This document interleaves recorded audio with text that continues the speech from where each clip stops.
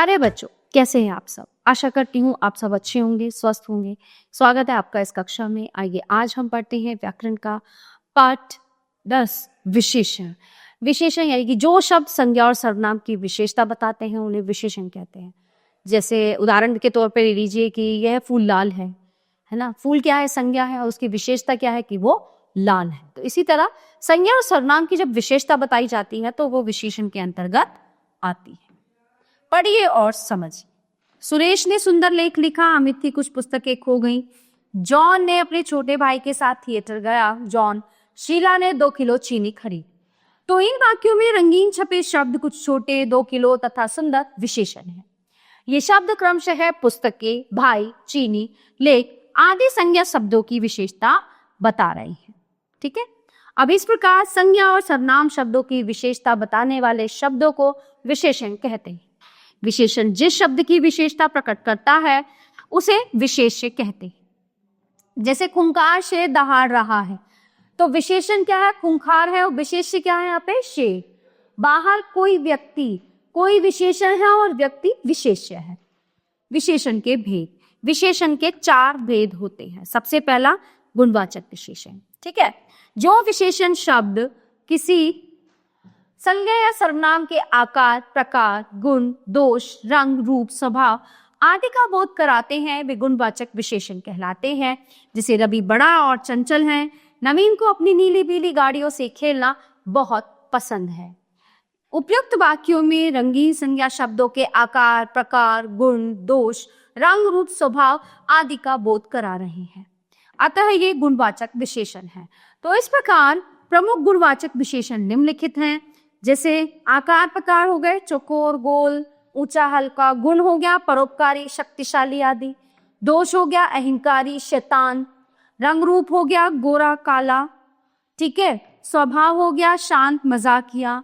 अवस्था हो गई रोगी, बलवान। स्थिति अगला, ऊपरी। दिशा पूर्वी, पश्चिमी। स्थान शहरी, बाहरी। स्वाद फीका, तीखा। देशकाल भारतीय, मद्रासी। समय प्राचीन, नवीन। फिर है परिमाणवाचक विशेषण।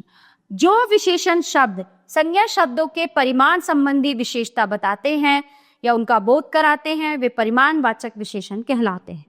ठीक है। जैसे मोहन 5-6 मीटर कपड़ा ले रहा, मैंने अपनी गुड़िया की फ्रॉक के लिए 3 मीटर कपड़ा खरीदा। परिमाणवाचक विशेषण अपनी निश्चितता और अनिश्चितता की वजह से 2 प्रकार के होते हैं। ठीक है। निश्चित परिमाणवाचक, जिन विशेषण शब्दों से किसी वस्तु या पदार्थ की निश्चित मात्रा का बोध होता है उन्हें निश्चित परिमाणवाचक विशेषण कहते हैं।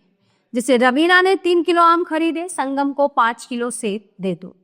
अनिश्चित परिमाणवाचक विशेषण, जिन विशेषण शब्दों से किसी वस्तु या पदार्थ की निश्चित मात्रा का बोध नहीं होता है उन्हें अनिश्चित परिमाणवाचक विशेषण कहते हैं।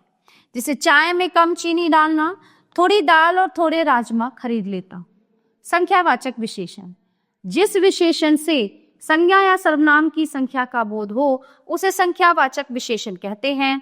5 आम, 7 घोड़े आदि। परिमाणवाचक विशेषण की भांति ही संख्यावाचक विशेषण के भी 2 भेद होते हैं, निश्चित संख्यावाचक और अनिश्चित।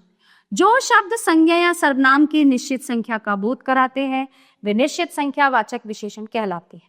जैसे पर्वत पर 12 भेड़ें दिखी, मेरे साथ 15 लोग नाव पर सवार हुए। अनिश्चित, जो शब्द संज्ञा या सर्वनाम की अनिश्चित संख्या का बोध कराते हैं वे अनिश्चित संख्यावाचक विशेषण कहलाते हैं।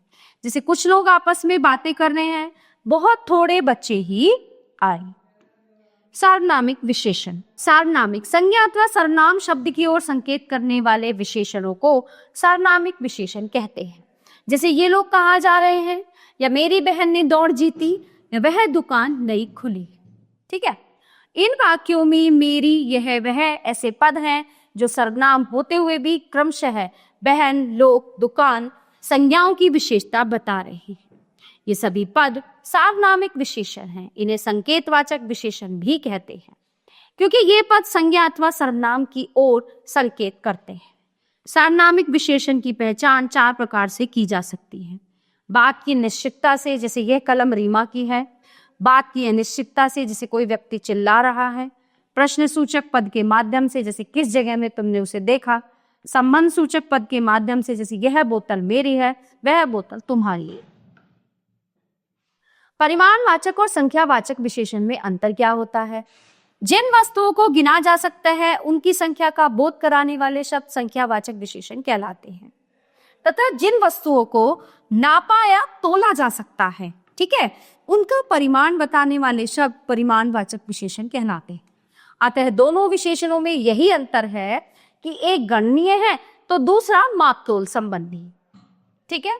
कुछ नीम के पेड़ घने हैं संख्यावाचक, और कुछ ग्राम बादाम ले लो, ये हो गया परिमाणवाचक। सर्वनाम और सार्वनामिक विशेषण में अंतर। संज्ञा के स्थान पर प्रयुक्त होने वाले शब्द सर्वनाम कहलाते हैं, तथा जो सर्वनाम संज्ञा से पहले आकर उसकी विशेषता बताते हैं वे सार्वनामिक विशेषण कहलाते हैं।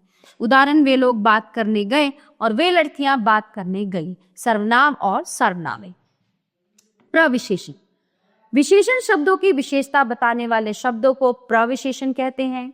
जैसे घोर परिश्रमी व्यक्ति सदैव सफल होता है, परीक्षा का बहुत अच्छा परिणाम निकला, मुझे बहुत ज्यादा गर्मी पसंद नहीं, मुकुल अब पूरी तरह स्वस्थ है।